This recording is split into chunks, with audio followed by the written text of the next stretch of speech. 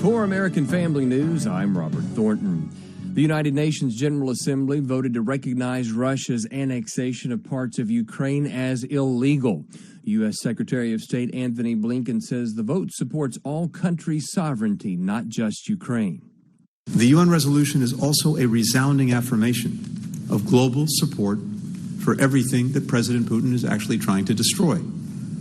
It's a vote affirming the right of every nation, big and small, to have its sovereignty, its independence, its territorial integrity respected. The vote came after Russia announced its annexation of certain Ukrainian territories, and it calls for the land claim to be reversed. President Biden says the UN vote is a clear sign to Russia that it cannot erase a sovereign state from the map. In other Russia-Ukraine war news, outrage erupts after Russia's recent missile strikes on civilians and non-military infrastructure in Ukraine. At a NATO defense meeting in Brussels, NATO Secretary General Jens Stoltenberg says Russian President Putin does this because he is failing. President Putin has responded to his failures on the battlefield with attempted annexations, partial mobilization, reckless nuclear rhetoric, and indiscriminate attacks on civilians and critical infrastructure. President Putin has repeatedly warned NATO against involvement, but the alliance has decided to ramp up support for Ukraine in response to the attacks on civilians.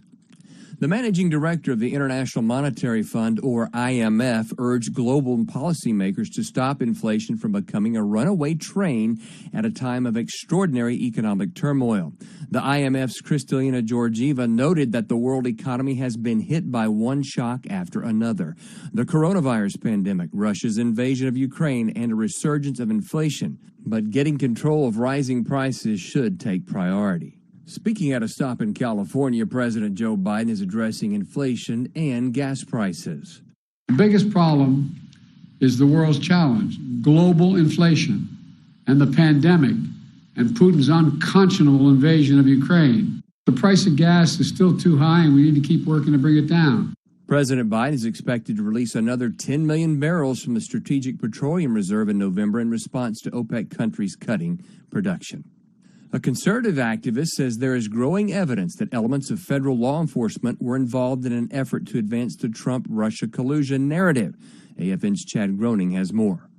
The trial of Igor Danchenko is in full swing. He is a former employee at the left-wing Brookings Institution, who was the primary source for Christopher Steele's infamous Trump-Russia collusion dossier. He has been charged with lying to the FBI. But in a blockbuster revelation from special counsel John Durham, we have learned that the FBI offered Christopher Steele $1 million if he could actually prove any of the wild allegations in the dossier. But he and Danchenko couldn't. Gary Bauer is chairman of the Campaign for Working Families. It is a threat to the republic when there is growing evidence that elements of federal law enforcement were involved in the effort. Now, I continue to believe these were rogue elements in the FBI and other places, but it's wrong to think that it was only one or two people.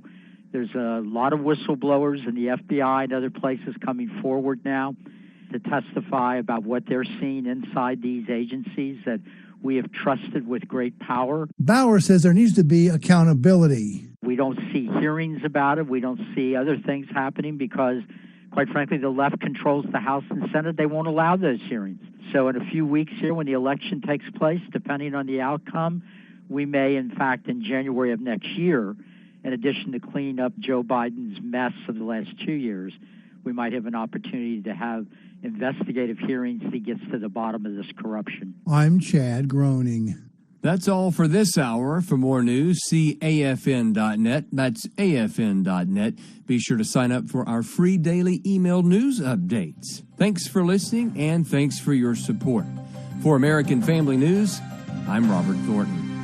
The love of Jesus is so wonderful. The love of Jesus is so wonderful. The love of Jesus is so wonderful. Oh, wonderful love. So high you can't get over it. So deep you can't get under it. So wide you can't get around it. Oh, wonderful Lord, the joy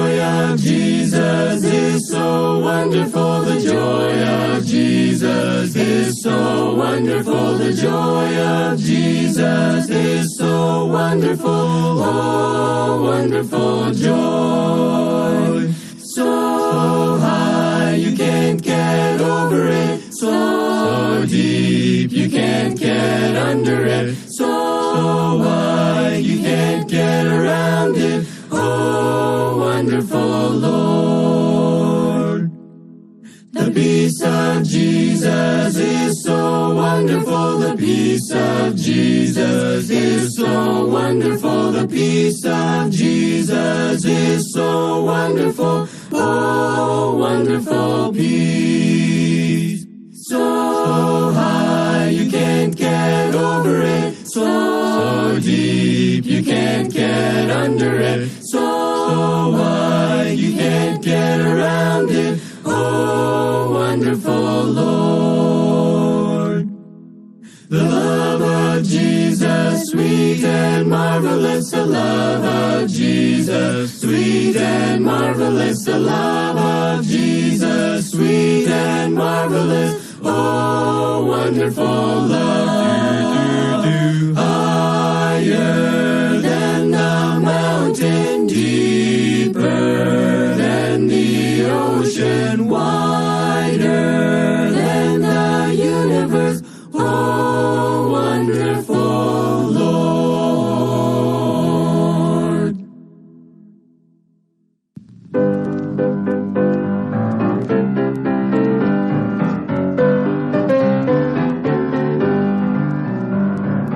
Living below in this so sinful world, hardly a comfort can afford.